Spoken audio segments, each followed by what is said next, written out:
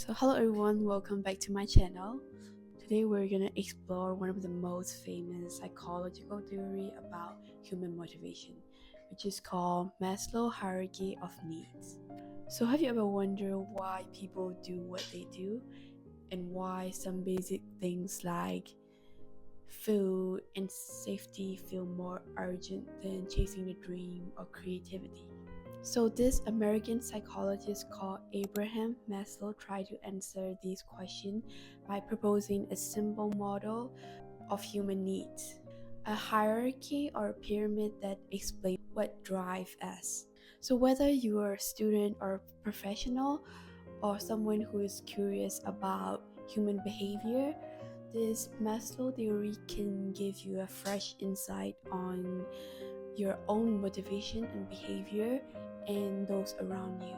So before we dive in, let me give you a quick intro about this psychologist. So unlike many psychologists, this Abraham Maslow focused on people mental illness, and he was so interested in what make people healthy and fulfilled.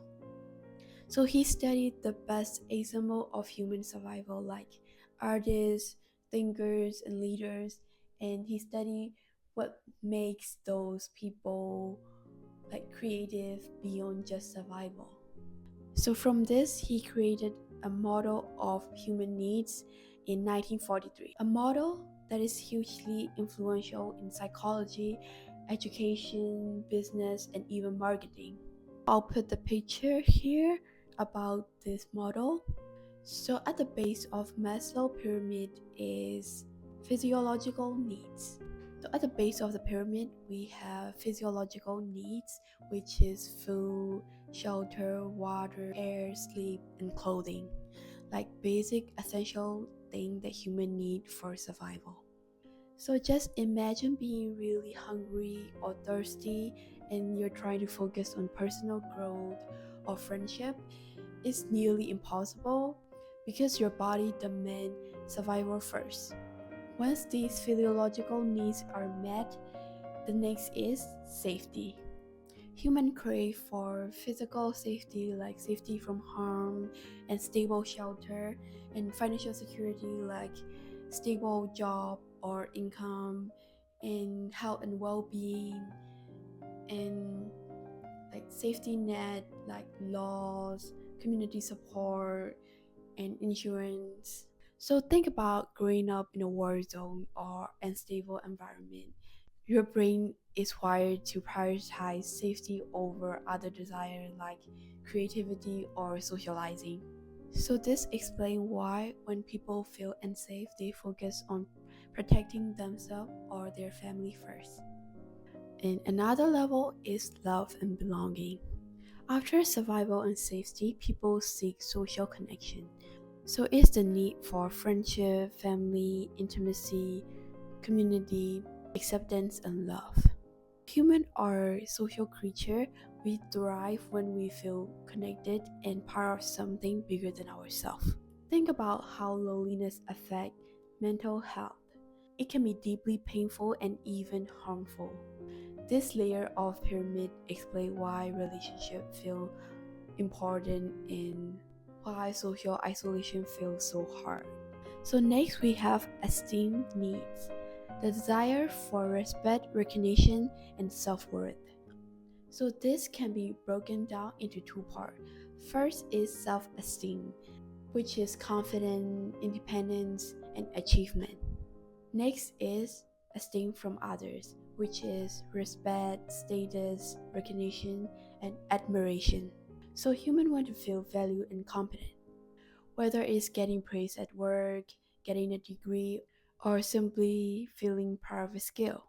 When esteem needs are met, people can feel inferior, worthless, and helpless.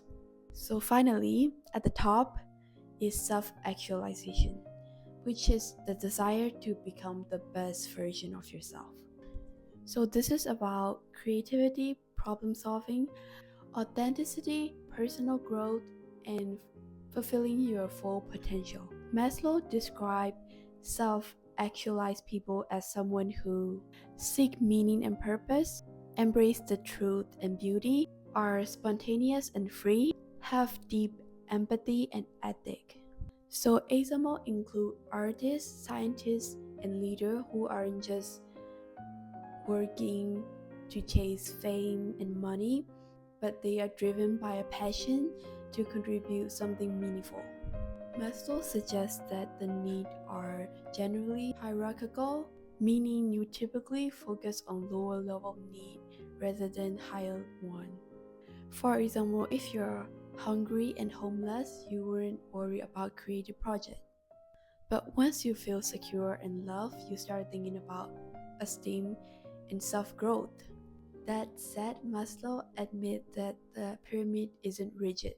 People can pursue multiple needs at once or jump around, depending on circumstances. Now I want to talk about modern interpretation and criticism.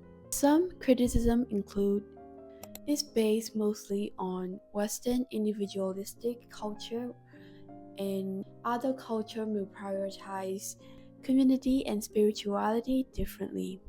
And not everyone follow a strict order. Some people focus on creativity even when basic needs are met.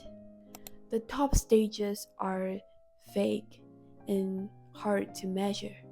Still, the hierarchy remains a useful framework to measure motivation and human behavior. Thanks for joining me on this journey up the pyramid. If you found this helpful and want me to explore other psychological ideas, just let me know. So I think that's the end of it.